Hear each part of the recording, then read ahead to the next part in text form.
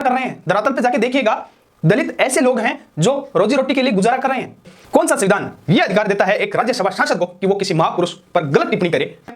और कौन से कोर्ट में, जिस कोर्ट के जज के घर में करोड़ों करोड़ों के नोट जले हुए मिलते हैं, कौन से कोर्ट में? वो कोर्ट जो ये कहता है कि नाबालिग को निवस्त्र करना अपराध नहीं है, किसी महिला के डैश डैश दबाना अपराध नहीं है। कौन सा कोर्ट? वो कोर्ट जो जयपुर ब्लास्ट के आतंकवादियों को 8 मामलों में बरी कर देता है। कौन सा संवैधानिक तरीका? वही संवैधानिक तरीका जिस देश में 5 करोड़ वेश्याएं हैं। कौन सा संवैधानिक तरीका जिस देश में सैकड़ों रेप रोज हो रहे हैं, सैकड़ों मर्डर रोज हो रहे हैं, सैकड़ों लूटपाट रोज हो रही है, और उसको वो संवैधानिक तरीका रोक नहीं पाता। दोस्तों नमस्कार, मैं हूं विजेंद्र बिक्का और आप देख रहे हैं सच से आगे। दोस्तों 21 मार्च का दिन राज्यसभा के अंदर उत्तर प्रदेश से समाजवादी पार्टी के सांसद रामजी लाल चुमन एक बयान देते हैं और तुम गद्दार राणा सांगा की औलाद हो। इस बयान के बाद मुख्यतः राजपूत समाज पूरे देश का भड़क उठता है और इस बात का विरोध करता है।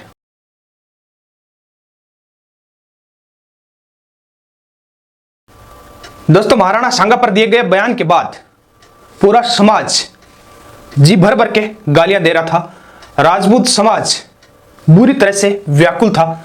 एक बार क्षेत्रीय करणी सेना के युवा अध्यक्ष ओकेंद्र सिंह राणा उसके घर पर जाते हैं, हमला करने का प्रयास करते हैं और उनके ऊपर सांसद के कुछ लोगों द्वारा पत्थर बरसाए जाते हैं। कुछ ओकेंद्र राणा और उसके साथियों के द्वारा उत्पात मचाया जाता है और वो वापस आ जाते हैं। फिर निर्णय लिया जाता है राजपूत समाज के साथ साथ अन्य कई समाजों के द्वारा जो महाराणा सांगा के समर्थक थे उनके द्वारा, और 12 अप्रैल के दिन आगरा में ही रक्त स्वाभिमान सभा का आयोजन किया जाता है, क्योंकि 12 अप्रैल के दिन ही महाराणा सांगा का जन्म दिवस आता है। दोस्तों 1482 में महाराणा सांगा जी का जन्म हुआ था। बाकी महाराणा सांगा जी के बारे में तो इस विवाद के बाद आप जान ही गए हैं। लगभग उनके जन्म को 500 साल से ज्यादा का वक्त हो गया है, लेकिन बवाल अब हो रहा है। ऐसा बताया जाता है कि महाराणा सांगा ने सैकड़ों युद्ध लड़े और उनमें विजय पाई। आज मैं महाराणा सांगा जी के बारे में व्याख्या नहीं करने वाला, क्योंकि इस विवाद के बाद आप लोगों ने इतिहास तो पढ़ा ही होगा और जानकारियां जुटाई होगी। दोस्तों आज मैं बात करने वाला हूं विवादित बयानों की, राजनेताओं के द्वारा और उनका राजनीतिक महत्व के परिप्रेक्ष्य में ऐसे विवादित बयान देने को कुछ अन्य लोगों के द्वारा भी इस तरह के बयान दिए जाते हैं, इस तरह की कंट्रोवर्सी खड़ी की जाती है जिससे समाज में द्वेष बढ़ता जाए। ऐसा द्वेष जिससे उनको वोट हासिल हो रहे हों और समाज में लाठी बाठा जंग होती रहे, समाज टूटता रहे और वोट मिलते रहे, जिससे राजनेताओं को अपना फायदा होता रहेगा। दोस्तों विवादित बयानों की बात करें तो कई लोग, कई राजनेता ऐसे हैं जिन्होंने विवादित बयान दिया और वे आज भी प्रसिद्ध हैं। मैं बात करूं ओवैसी बंधुओं की तो हिंदू समाज पर अनेकों बार विवादित बयान दे चुके हैं और वे आज भी सांसद हैं। राजस्थान में रेपिस्टों को लेकर के शांति धारीवाल नाम के एक राजनेता ने बयान दिया ही था, जिससे पूरे प्रदेश में उनकी किरकिरी हुई थी। बिहार के मुख्यमंत्री नीतीश कुमार ने एक शर्मिंदगी भरा बयान विधानसभा में दिया था, लड़का लड़की वाला। इसके बाद भारतीय जनता पार्टी के पुरुषोत्तम रूपाला ने बयान दिया ही था राजपूत समाज को लेकर के। फिर अर्जुन राम मेघवाल जो बीकानेर के सांसद हैं, उन्होंने बयान दिया ही था मीराबाई को लेकर के। इसके अलावा पिछले दिनों केसरदेव मारवाड़ी नाम के एक हास्य कॉमेडियन ने विनोद स्वामी के फेसबुक पेज पर लाइव आकर के जाट समाज और तेजाजी महाराज के ऊपर विवादित बयान दे दिया था। दोस्तों आज विवादित बयानों का प्रचलन चल पड़ा है, ये कुछ एक नाम है। इसी बीच छत्रपति शिवाजी और औरंगजेब पर विवादित बयान आते रहे हैं। लोकसभा चुनाव से थोड़े दिन पहले गुजरात के एक नेता पुरुषोत्तम रूपाला द्वारा राजपूत समाज पर की गई टिप्पणी से राजपूत समाज भारतीय जनता पार्टी से विमुख हो गया था और नाराज हो गया था, और ऐसा कहा जा रहा है, ऐसा माना जा रहा है कि राजपूत समाज ने बड़ी संख्या में भारतीय जनता पार्टी का विरोध किया और उनको वोट नहीं दिए, जिससे 400 पार का नारा देने वाली भारतीय जनता पार्टी 240 सीटों तक सिमट गई थी और आज गठबंधन की सरकार चलाने में विवश है। दोस्तों अब जब महाराणा सांगा पर बयान दिया गया तो भारतीय जनता पार्टी महाराणा सांगा की तरफ खड़ी हुई नजर आई। जाहिर है अपना स्वार्थ सिद्ध कर लिया, क्योंकि अधिकतर राजपूत समाज भारतीय जनता पार्टी का कोर वोटर है, प्रमुख वोटर है और भारतीय जनता पार्टी को समर्थन करता है। अब जब भारतीय जनता पार्टी से राजपूत समाज की नाराजगी थी तो समाजवादी पार्टी के सांसद के द्वारा दिलाया गया, ताकि जिससे राजपूत समाज समाजवादी पार्टी से नाराज होकर के वापस बीजेपी की तरफ आ जाए। तो इस तरह के हथकंडे में नुकसान आम जनता का होता है, आम जनता लड़ाइयां लड़ती है। एक तरफ इस विवाद पर रामजीलाल सुमन इस बात के लिए अडिग है कि मैं माफी नहीं मांगूंगा। कौन क्या कर रहा है क्या नहीं कर रहा है इससे मेरा क्या लेना देना। और राजपूत समाज के साथ साथ अन्य समाज भी जो महाराणा सांगा को महान बताते हैं, वे लोग इस बात पे अड़े हैं कि उससे माफी मंगवाएंगे। इसके अलावा भी कई शर्तें ऐसी रखी है, जैसे राज्यसभा से निष्कासित करने की हो, देशद्रोह का मुकदमा करने की हो। इस तरह की मांगे राष्ट्रीय राजपूत करणी सेना ने रखी है। अब रामजीलाल सुमन इस जिद पे अड़े हैं। उनका कहना है कि राज्यसभा में बयान दिया गया तो अब गुंडई क्यों की जा रही है, उनके घर पर तोड़फोड़ क्यों की जा रही है, या घर पे कूच करने की बात क्यों कही जा रही है। इसी तरह रामजीलाल सुमन के जो समर्थक हैं उनका भी इसी तरह का कहना है। समाजवादी पार्टी के अखिलेश यादव जो प्रमुख हैं उनका भी यही कहना है कि करणी सेना वेना कुछ नहीं है और ये बीजेपी के ही लोग हैं। रामजीलाल सुमन जी या किसी भी कार्यकर्ता का अपमान करेगा तो हम लोग भी समाजवादी लोग उसके साथ खड़े दिखाई देंगे। और इनको ऐसा नहीं करना चाहिए एक सांसद के लिए, क्योंकि सांसद जब बयान दिया था तब तक समाजवादी पार्टी का सांसद था, उसको दलित घोषित कर दिया गया। और इस देश में दो चीजें ऐसी है जिसकी आड़ में आप कुछ भी करो और उनके पीछे छुप जाओ। दो सिंपैथी है। एक सिंपैथी यह है कि आप दलित समाज से आते हैं तो उसको छूट मिल जाती है और रोना रोने लग जाओ, दलित हैं दलित हैं। जिस तरह चंद्रशेखर रावण संसद में रोता है, हम दलित हैं हम दलित हैं। भैया सांसद बनकर के भी दलित ही हैं, फिर भी वही रोना है तुम्हारा। दलित तो वो लोग हैं जो रोजी रोटी के लिए भी गुजारा कर रहे हैं। धरातल पे जाके देखिएगा, दलित ऐसे लोग हैं जो रोजी रोटी के लिए गुजारा कर रहे हैं। उनका जीना दुभर हो रहा है, लेकिन उनकी सुध कोई नहीं लेता, कोई नहीं लेता, कोई नहीं पूछता। सिर्फ वे ही लोग दलित का रोना रोते हैं जो लोग आगे बढ़ चुके हैं, जिनको राजनीति करनी है, जिनको वोट लेने हैं। और दूसरा है किसान। हम मानते हैं इस देश में किसानों की हालात सही नहीं है, लेकिन फिर भी किसान का नाम लेकर के कुछ नेता, कुछ राजनेता इस तरह की उल्टी सीधी हरकत करते हैं जिससे समाज में द्वेष फैलाया जा सके और उनको वोट मिल सके। दोस्तों, इसी तरह रामजीलाल सुमन दलित की आड़ लेकर के छिप चुका है और राजपूत करणी सेना दौड़ दौड़ के उसके पीछे पड़ी है। क्षेत्रीय करणी सेना के अध्यक्ष राज शेखावत ने तो यह तक कह दिया कि हड्डियां तोड़ेंगे। लिए थे साहब, वो खड़े होकर कह रहे हैं माफी मांगो। अरे सर देखिए, मूवमेंट तो हम कर रहे हैं ना, कमांड तो हम संभाल रहे हैं ना। तो जब हम बोल रहे हैं कि माफी नहीं, हड्डी तोड़ कुटाई होगी तो होगी, आज नहीं तो कल होगी, उसकी रेकी हो रही है साहब। जब भी मौका मिलेगा हड्डी तोड़ कुटाई करेंगे। पूरा समाज जो महाराणा सांगा का जन्म दिवस मना रहा था आगरा में, उन्होंने घर को कूच करने की कोशिश की।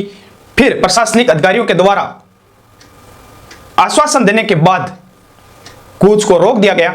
एक शांतिपूर्ण प्रदर्शन जिसमें तलवारें लहराई गई, डंडे लहराए गए और रामजीलाल सुमन के खिलाफ बयान दिया गया। लाखों की संख्या में महाराणा सांगा के समर्थक वहां पर मौजूद थे और पूरे देश भर से वहां पर पहुंचे थे। इस तरह यह कार्यक्रम समापन हुआ, लेकिन 9 तारीख को महाराणा प्रताप की जयंती दिल्ली में मनाने का आश्वासन दिया गया, ऐलान किया गया और अब 9 मई को महाराणा प्रताप की जयंती दिल्ली में मनाई जाएगी। तब देखना यह दिलचस्प होगा कि क्या होगा, क्या बातें की जाएगी, क्या भाषण दिए जाएंगे और कितने लोग इकट्ठे होते हैं और सरकार के लिए क्या चेतावनियां देते हैं। इस मामले में इतना तय हो गया कि राजपूत समाज के साथ साथ कई अन्य समाज भी जो महाराणा सांगा के समर्थक हैं, वे लोग समाजवादी पार्टी से तो नाराज हो गए, लेकिन वो वापस बीजेपी के समर्थन में आ गए और बीजेपी यही चाह रही थी। अगर बीजेपी ये नहीं चाहती तो महाराणा सांगा का अपमान करने के जुर्म में राज्यसभा से निष्कासित कर सकती थी, क्योंकि यह अधिकार राष्ट्रपति के पास होता है और राष्ट्रपति भारतीय जनता पार्टी से ताल्लुक रखती है। प्रधानमंत्री अनुशंसा कर सकता था, जो प्रधानमंत्री भारतीय जनता पार्टी का है, गृह मंत्री कर सकता था, लेकिन उन्होंने ऐसा नहीं किया क्योंकि उनको विवाद खड़ा करना था और विवाद करने से उनको वोट मिलेंगे और यही राजनीति होती है। अब बात करते हैं, रामजी लाल सुमन ने यह कहा कि संवैधानिक प्रक्रिया अपनानी चाहिए। ये तो तलवारें लहरा रहे हैं, ये तो गुंडागर्दी कर रहे हैं, ये मेरे घर को तोड़ने की बात कर रहे हैं। और उनके घर के चारों तरफ 3 लेयर की सुरक्षा लगा दी गई।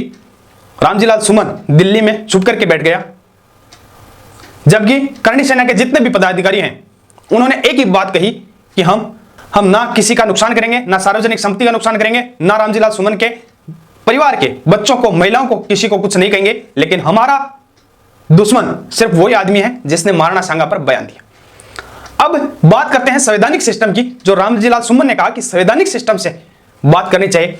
कौन सा संविधान यह अधिकार देता है एक राज्यसभा सांसद को कि वो किसी महापुरुष पर गलत टिप्पणी करे? कौन सा वो अधिकार है जो किसी महापुरुष के ऊपर अनर्गल टिप्पणी कर दी जाए और उसके बाद इस अकड़न में बैठा रहे कि मैंने तो जो कहा है वो सही कहा है? या फिर अगर वो इतना ही बहादुर था और डरने वाला नहीं है तो सामने आना चाहिए ना। क्यों सुरक्षा की मांग करते हुए दर दर की ठोकरें खा रहा है, सुरक्षा की मांग ले रहा है? और प्रशासन, सरकारें अगर सत्य के साथ होती तो उसको सुरक्षा क्यों मुहैया कराई गई? क्यों नहीं कहा गया कि जो होगा वो देखा जाएगा? जिसने बयान दिया है, जिसने गलत बात की है देश की सर्वोच्च संस्था में, तो वो अपने बयान के मुताबिक भुगते। लेकिन नहीं, उसको सुरक्षा दी गई ताकि करणी सेना के साथ साथ जो लोग महाराणा सांगा के समर्थक हैं वो बाहर समर्थन करते रहें, उपद्रव फैले। फिर कहते हैं कि ये तो हमें मारने के लिए आते हैं, उनको संवैधानिक तरीके से जाना चाहिए। संवैधानिक तरीके से कैसे? उनके ऊपर मुकदमा दर्ज करो, कोर्ट में जाओ और कोर्ट में तारीखें पे तारीखें पड़ती रहे, 15 साल तक फैसला नहीं आए। 15 साल तारीखें पड़ने के बाद कोर्ट यह कह दे कि यह तो पुराना मामला हो गया।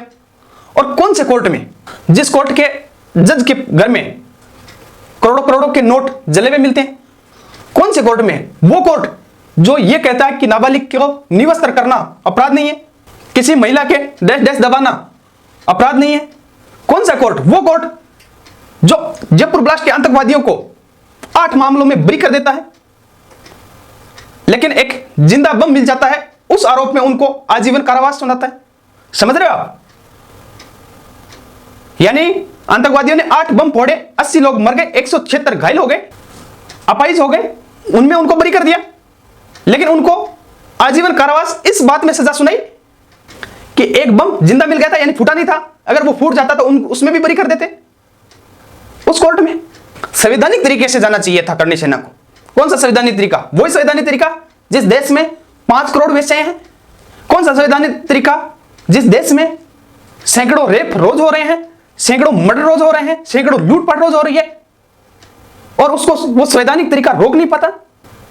जो लूट, चोरी, रेप, मर्डर को रोक नहीं पाता जो संवैधानिक तरीका, वो तरीका महापुरुषों के ऊपर दिए गए बयान को कैसे रोक पाएगा?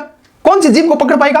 कौन सा संवैधानिक तरीका? वही तरीका जिस तरीके से 50% से ज्यादा सांसद भवन में क्रिमिनल बैठे हैं। जो संवैधानिक तरीका इस पार्लियामेंट्री सिस्टम में बैठने वाले क्रिमिनल लोगों को रोक नहीं पाता, उससे यह उम्मीद की जा सकती है। एक वक्त ऐसा था जिस वक्त में हिंदू, मुस्लिम, सिख, ईसाई का एक नारा दिया जाता था। आज हिंदू मुस्लिम तो दूर की बात है, हिंदू समाज की ही जातियों को आपस में लड़वाया जा रहा है। किसके द्वारा? राजनेताओं के द्वारा।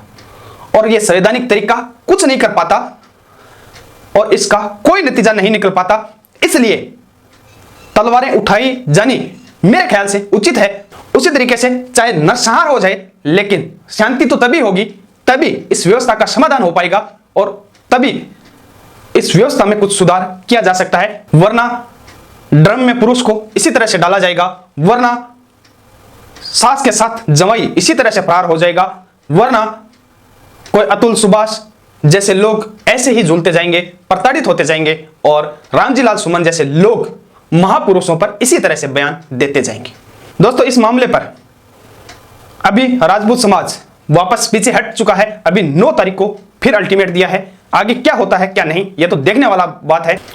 और आगे क्या एक्शन ली जाएगी ये तो आने वाला वक्त बताएगा, लेकिन फिलहाल के लिए यह मामला रुक जाएगा, ठंडे बस्ते में पड़ जाएगा और इसका कोई समाधान नहीं हो पाएगा, क्योंकि आज भी वही बात की जाती है कि हम वोट की चोट से नुकसान पहुंचाएंगे, कभी बीजेपी को पहुंचाएंगे, कभी कांग्रेस को पहुंचाएंगे, कभी समाजवादी पार्टी को पहुंचाएंगे, और इस दलदल में वही चलता रहेगा।